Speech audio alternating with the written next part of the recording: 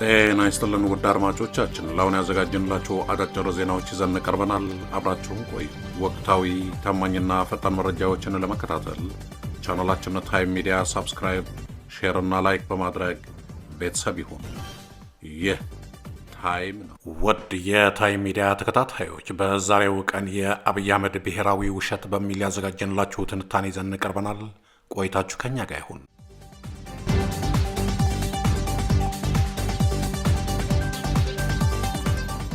ታሪክ ሁልጊዜም ቢሆን በሁለት ገጽታዎች ይጻፋል። አንደኛው በወቅቱ ለሕዝብ ፍጆታ ተብሎ በሚለቀቅ የቃላት መጋረጃ ሲሆን፣ ሁለተኛው ደግሞ ጊዜው ሲደርስ ከጓዳ ወጥቶ አደባባይ እንደሚወጣ ሚስጥር ነው። ዛሬ ጥር 26 ቀን 2018 ዓ.ም በኢትዮጵያ የሕዝብ ተወካዮች ምክር ቤት አዳራሽ ውስጥ የተሰማው ንግግር ባለፉት 5 ዓመታት በኢትዮጵያ ፖለቲካ ሰማይ ስር የተሰነዘሩ የቃላት መረቦችን ሁሉ የቀደደ ነው።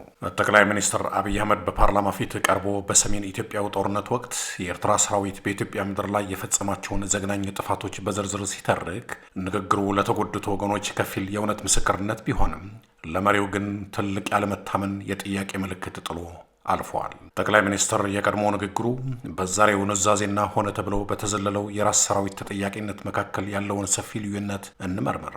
እንደ አውሮፓውያን አቆጣጠር ኖቬምበር 2020 ላይ ጦርነቱ ሲፈነዳ ዓለም አቀፉ መገናኛ ብዙሃንና የሰብአዊ መብት ተሟጋቾች የኤርትራ ሰራዊት ድንበር ጥሶ ገብተዋል የሚል ጩኸት አሰሙ።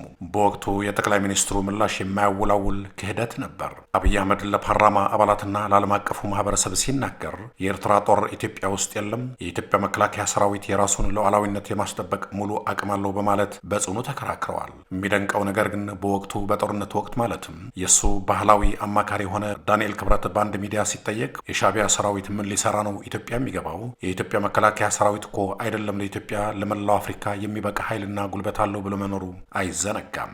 ዛሬ ግን አብይ አህመድ አሊ ጦርነቱ እንደተጀመረ በመጀመሪያው ዙር ውጊያ ሽሬን ካስለቀቅን በኋላ የኤርትራን ጦር የዜጎችን ቤትና ፎቅ ማፍረስ ሲጀምር ጸብ ተጀምረዋል ብለዋል። ሽሬ የተያዘችው ጦርነቱ በተጀመረ በጥቂት ሳምንታት ውስጥ መሆኑን ስናውቅ ጠቅላይ ሚኒስትር ገና በጦርነቱ ማለዳ የኤርትራ ጦር መኖሩን ብቻ ሳይሆን ጥፋት ማድረሱንም ያውቅ ነበር ማለት ነው። ሆኖም ግን ለህዝቡ የሉም የሚል ቃል ሰጥቶም ለወራት ዘልቀዋል። ይህ የሚያሳየው መሪው መረጃን የሚያዝና የሚለቀው እንደ እውነታው ሳይሆን እንደ ፖለቲካዊ አየር ሁኔታ መሆኑን ነው። ቀጥሎ ደግሞ በትግራይ ጦርነት ውስጥ እንደ አክሱም ጭፍጨፋ ዓለምን ያስቆጣ ክስተት አልነበረም። አምነስቲ ኢንተርናሽናልና ሂውማን ራይትስ ዎች በመቶዎች የሚቆጠሩ ወጣቶች በኤርትራ ወታደሮች መረሸናቸውን ሲዘግቡ የመንግስት ኮሚኒኬሽን መስሪያ ቤት ሪፖርቱ በስልክ ቃለመጠይቅ ላይ የተመሰረተና ተአማኒነት የሌለው ነው ሲል አጣጥሎት ነበር።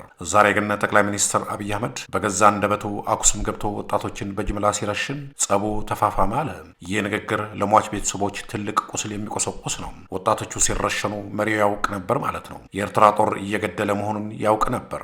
ነገር ግን በወቅቱ ሪፖርቱን ያቀረቡት አካላት የኢትዮጵያ ጠላቶች ሲሉ ፈርጆ ነበር። ይህ በንግግርና በእውነት መካከል ያለ ተቃርኖ ብቻ ሳይሆን በመሪነት ግዴታና በፖለቲካ ትርፍ መካከል የተደረገ አደገኛ ጨዋታ ነው። በዛሬው የጠቅላይ ሚኒስትሩ ንግግር ውስጥ ትልቁና አስገራሚው ክፍተት የኤርትራን ሰራዊት በደል በዝርዝር እያነሳ የኢትዮጵያ መከላከያ ሰራዊት በትግራይ ሕዝብ ላይ የፈጸመውን ግፍ ሙሉ በሙሉ መዝለሉንና መደበቁን ነው። በሱ ቤት ጠቅላይ ሚኒስትሩ የኤርትራን ወታደሮች በሌባና በነፍሰ ገዳይ ሲፈርጅ የራሱ ሰራዊት በሰላማዊ ዜጎች ላይ ያደረሰውን ሰቆቃ ግን በዝምታ አልፎታል። የተባበሩት መንግስታትና የኢሰመኮ የጋራ ሪፖርቶች እንደሚያሳዩት የኢትዮጵያ መከላከያ ሰራዊት አባላትም በትግራይ ውስጥ በጅምላ ግድያ፣ በአስከፊ ጾታዊ ጥቃቶችና በንብረት ዘረፋ ላይ ተሳትፈዋል። እንደ ማህበረ ዴጎንና ተንቤን ያሉ ስፍራዎች የኢትዮጵያ ሰራዊት ጥፋት የፈጸመባቸው ምስክሮች ናቸው። ጠቅላይ ሚኒስትሩ ይህንን ማንሳት ያልፈለገበት ምክንያት ግልጽ ነው። የራሱን ሰራዊት ጥፋት ማመን የራሱን አገዛዝ ቀጥተኛ ተጠያቂነት ኮማንድ ሪስፖንሲቢሊቲ ስለሚያመጣ ነው። ሁሉንም ጥፋት በኤርትራ ላይ መጫን ግን የብልጽግና መንግስት ከህሊናና ከህግ ተጠያቂነት ነጻ ለማውጣት የሚደረግ የፖለቲካ ስልት መቼም የማይሰራ ነው። አብይ አህመድ አቅም ስላልነበረን ነው ዝም ያልነው የሚለው ሰበብ በህግም ሆነ በሞራል ተቀባይነት የለውም።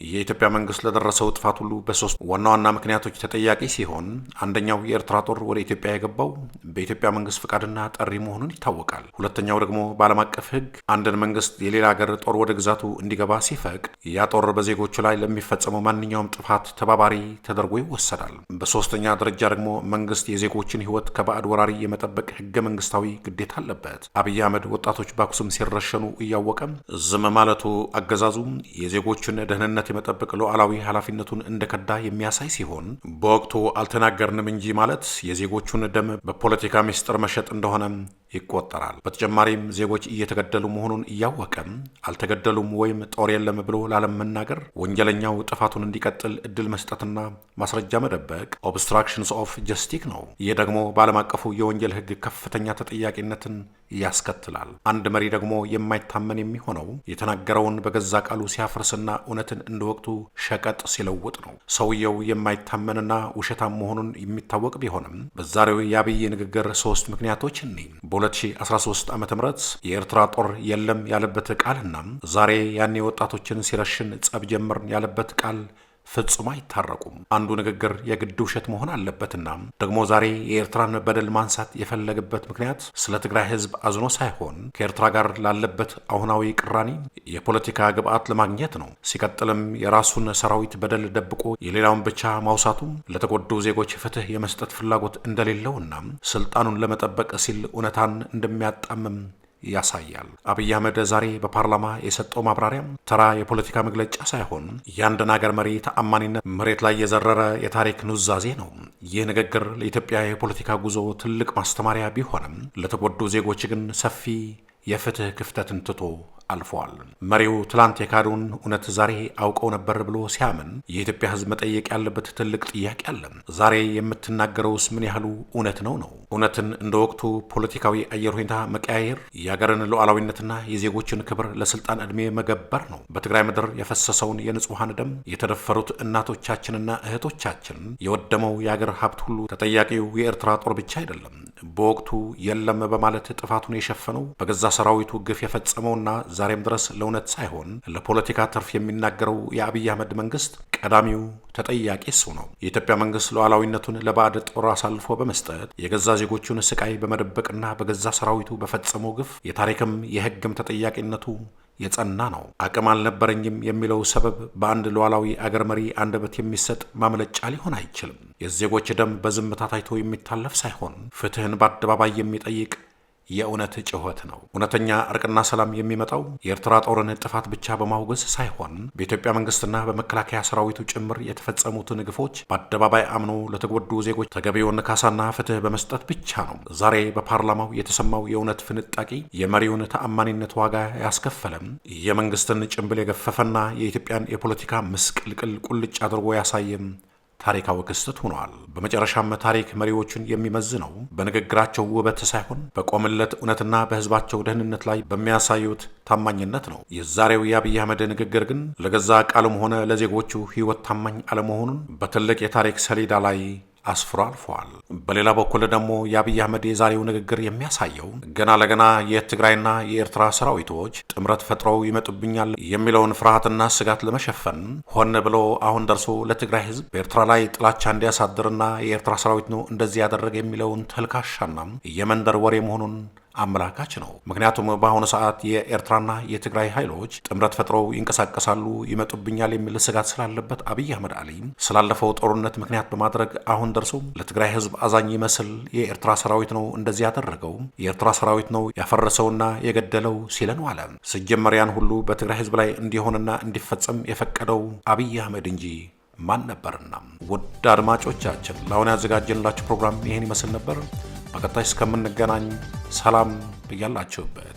ታማኝ ወቅታዊና ፈጣን መረጃዎችን ለመከታተል ቻናላችን ታይም ሚዲያ ሰብስክራይብ፣ ሼር እና ላይክ በማድረግ ቤተሰብ ይሁኑ። ይህ ታይም ሚዲያ ነው።